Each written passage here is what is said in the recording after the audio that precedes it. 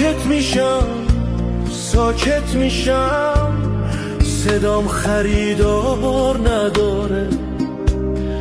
تو این زمونه پر دروغ صدام خریدار نداره.